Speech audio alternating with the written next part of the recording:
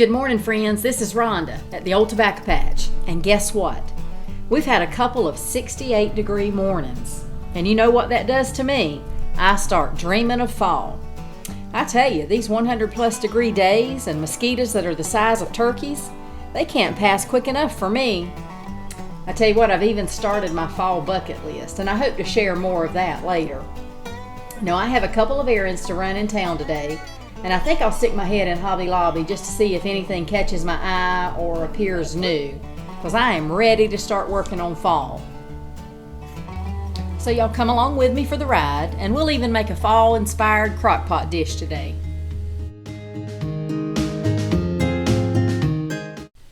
Now, while it's early and before it gets too hot, I want to run out here and grab these super Tunas out of these post pots at the road. Now you can see they have been beat down by this 100-plus degree weather. I will not put flowers in these pots again until I get some sort of irrigation set up. But I'm going to see if I can pull these Super Tunas out. I think it's Super Tuna Vista bubblegum, and I'll see if I can overwinter them.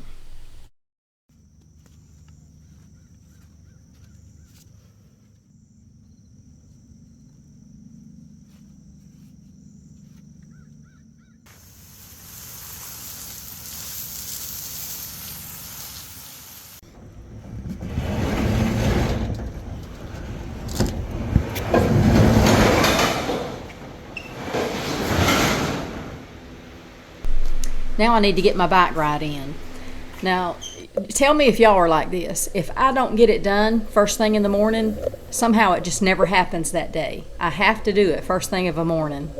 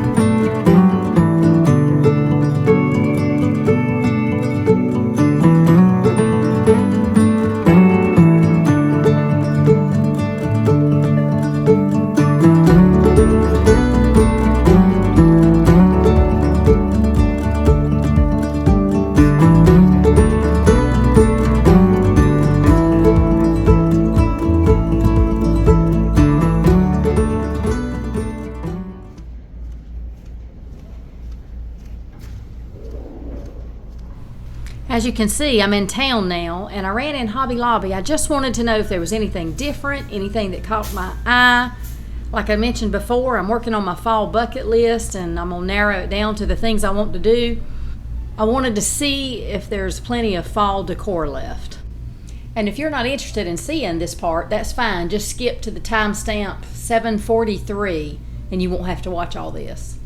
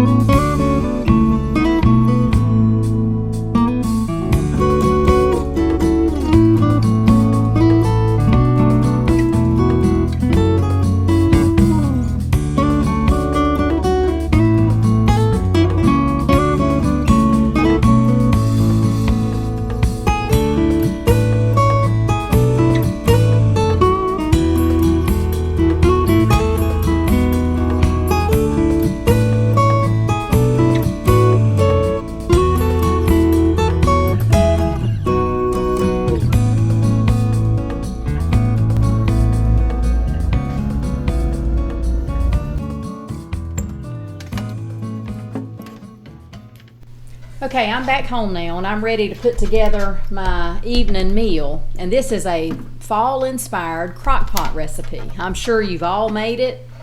I've made it. What I love about it, number one, it's tasty. But number two, when it's cooking, your whole house smells like Thanksgiving. And I'm ready for that. I'm beginning to feel the little change in the air and I am ready to go. I'm going to spray my crock pot with a non-stick spray. And I used butter spray, but you can use whatever you have on hand. Then I'm going to layer boneless, skinless chicken thighs on the bottom of my pan, only because that's what we prefer. You can use breast, you can use whatever you like. You can use turkey. Now this is where I normally season my chicken, and I like to use that Badia, B-A-D-I-A, complete, and I sprinkle it all over the top of my chicken right here, but I just flat forgot. But I'll get it in before I'm done. Next is 2 packages of stovetop stuffing mix, and I like to use the chicken flavored. And I just spread it out evenly over the top of my chicken.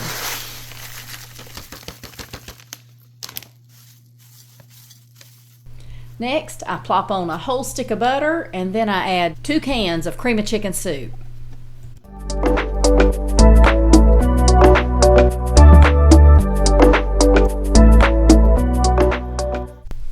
Now here's the seasoning I forgot to put in earlier on top of my chicken. It's Badia Complete, and you can put it pretty heavy. It's got a wonderful flavor, but the salt content don't seem to be that high.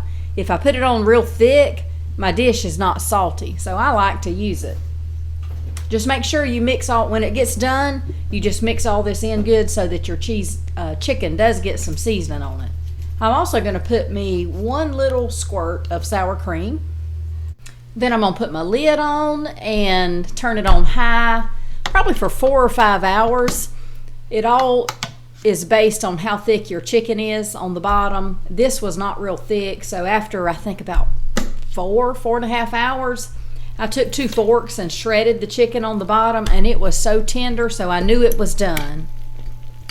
Now while that was cooking, I realized, oh my, I haven't let my girls out today, so I better go let them out.